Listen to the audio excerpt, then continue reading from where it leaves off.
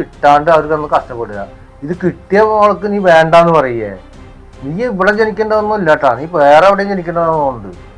നിന്നോടൊരു കാര്യം പറഞ്ഞാല് നല്ല സന്തോഷപ്പെടല്ലേ വേണ്ടത്, അതിന് അസൂയപ്പെട്ടിട്ട് കാര്യം പറഞ്ഞ എനിക്ക് കുശുമ്പാന്നാ. ഞാനെന്തിനു കുശുമ്പിക്കണേ? നമ്മളെ കുടുംബത്തെ ആരെങ്കിലും നിങ്ങൾ എന്നെ ഇന്ന് വരെ പണിക്ക് വിട്ടിട്ടുണ്ടാ? എന്തൊരു പണിക്കോ?